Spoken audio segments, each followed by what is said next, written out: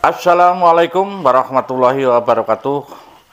Kali ini saya sedikit mereaksi ya sebuah pernyataan dari Surya Paloh, Ketua Partai Nasdem ya, sebuah partai besar dikala itu partai besar ya memang.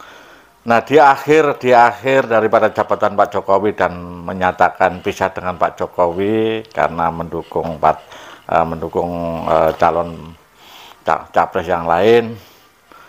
Banyak prahara yang terjadi, ya banyak prahara yang terjadi, diantaranya pilih Nasdem untuk duduk di kabinet Pak Jokowi telah diuji dengan berat. Ya, ini luar biasa, karena Surya Paloh merupakan seorang pemimpin, seorang ketua yang idealis dalam memberantas korupsi. Tapi ternyata apa yang di akhir jabatannya Pak Jokowi, 3 menteri yang ada di situ ya, yang mana Siti Nurbaya Menteri Perhutanan, kemudian Arifoni Plete ya, Menteri Info ya, kemudian ada Menteri Pertanian Syahrul Yassin Limpo. Nah, 3 menteri, 1 menteri yang masih mudah-mudahan ini tidak ada ya, mudah-mudahan aman ya, mudah-mudahan tidak yang seperti yang keduanya, yang mana Menteri Johnny Plate ini sudah menjadi terdakwa di KPK. Nah, kali ini menteri yang punya integritas, yang pernah jadi lurah, yang pernah jadi camat, yang pernah jadi bupati, bahkan pernah jadi gubernur, jadi menteri, ini luar biasa, prestasi yang luar biasa ya kalau melihat jalan profilnya ya. Nah, kali ini mereka tersandung juga akhirnya dengan terjadinya terduga korupsi di Departemen Pertanian atau Menteri Pertaniannya. Nah, padahal kita sendiri harus tahu ya bahwa petani kita itu masih banyak yang perlu dibina ya, di antara lain adalah tentang bagaimana mekanik karena tenaga kerja sekarang itu sudah mulai banyak ke industri, sehingga harus tenaga mekanik atau mesin yang bisa berjalan, yang perlu ini diperhatikan ya. Nah, ini masih banyak yang harus diperhatikan tentang pertanian sehingga kita bisa menyaingi luar negeri, yang mana kita jangan kalau mengandalkan tenaga manusia, pertanian tidak mumpuni karena petani sekarang itu ingin praktisnya saja ya. Nah, ya, kemudian dulu ketika itu Pak Surya Paloh bilang kalau ada kadernya korupsi maka partai ini akan saya bubarkan. Nah, bagaimana kali ini kita lihat bagaimana komentar daripada Surya Paloh ketika ditanya oleh wartawan dalam tanggal 3 Juni 2015 Pak Surya Paloh pernah menjanjikan bahwa akan membubarkan partai jika kedapatan kadernya korupsi. Sejak tahun itu ada banyak kejadian korupsi dari kader Nasdem, baik kepala daerah dan sekarang menteri setelah Pak Plate kemudian Pak SL. Bagaimana Pak terkait dengan itu? Bagus, ini pertanyaan untuk klarifikasi. Ada rekam jejaknya ucapan itu? Ada. Coba bacakan supaya teman-teman tahu. Gimana? Bacakan. Di pemberitaan Republika Pak. Republika 19 Mei 2020. yang menulis Republika. Iya benar. Dan ditanya oleh Republika. Iya. Oh. Kapan saya bicara, kepada siapa saya bicara, di mana audiens?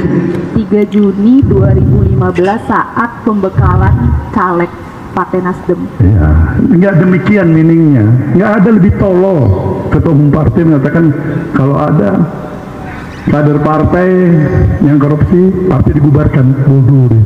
Jadi itu tidak benar Pak, ucapan itu janji. Enggak, itu dia salah. Okay. Karena memang tidak ada itu. Meaningnya bukan begitu. Jadi makna yang sesungguhnya bukan itu. Spirit semangat kita untuk anti korupsi nggak ada artinya kita ini kalau kader kita jangan bisa melakukan perbuatan-perbuatan tercela. Untuk apa kita punya institusi seperti ini? Nah, spirit adalah seperti itu. Jadi ya, bukan kalau melihat seperti ini kan Surya Paloh menanggapi beberapa pernyataannya ketika tahun 2015 ya, waktu ada pengukuhan kader Nasdem bahwa seperti itu. Nah, Nah, kalau kita melihat seperti ini, bahwa memang politik itu luar biasa ya, handal ya, politik itu dinamis betul. Jadi politik apa yang diucapkan ketika itu tidak seperti apa yang disampaikan, tidak sesuai dengan kenyataan yang ada di lapangan. Memang betul-betul dinamis ini, tidak ada kawan yang abadi, tidak ada yang musuh abadi, ya. Yang ada adalah kepentingan. Nah ini, jadi politik juga apa yang disampaikan ya. Ketika kita menyampaikan si A, belum tentu itu artinya si A. Seperti yang disampaikan Surya Paloh ketika itu, bahwa itu kan disampaikan itu hanya sebuah kalimat untuk sebagai kaderisasi, artinya memberikan efek jerah. Kalau kita menafsir ya, efek jerah kepada kadernya agar tidak melakukan korupsi. Nah, kalau siapa yang menjamin kalau terjadi korupsi betulan, nah kalau terjadi betulan, apa kita harus bubarkan? Nah, itu adalah sebuah tidak bisa dimaknai secara letterlock ya. Artinya setiap pernyataan politik itu tidak harus sama dengan apa yang real ya, apa yang dilakukan. Nah, itu ya. Nah, kalau melihat itu, oke, kita lanjutkan bagaimana akhir dari perjalanan Partai Nasdem, dan mudah-mudahan ini sebagai cambuk bagi partai yang lain ya. Jangan sampai terjadi seperti ini. Jangan kita itu duduk di kabinet, kemudian kita mementingkan sebuah kelompoknya. Kita harus ingat, masyarakat kita membutuhkan Anda seorang pemimpin ya. Petani terutama sekarang menjerit karena pupuk mahal ya. Mahal pun kalau itu kadang sulit ya.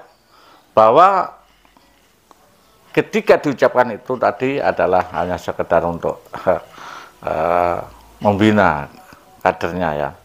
So, jadi itulah politik ya. Jadi politik itu tidak bisa dimaknai secara letterlock ya.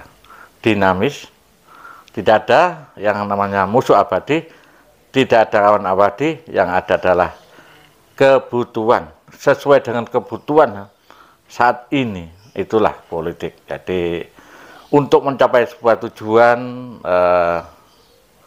pemerintahan kekuasaan memang banyak cara yang dilakukan ya, tadi disebut politik. Oke, kita sebagai pembelajaran ya, sebagai warga negara secara global, secara umum, hanya saya mengomentari, mereaksi, dan mudah-mudahan ini tidak terjadi ya. Kita harus betul-betul protek ya untuk saudaraku yang lain. Kalau jadi partai yang baik, jangan menghalalkan segala cara untuk mengembalikan modal. Kalau sudah terjun di bidang politik, jangan mencari harta.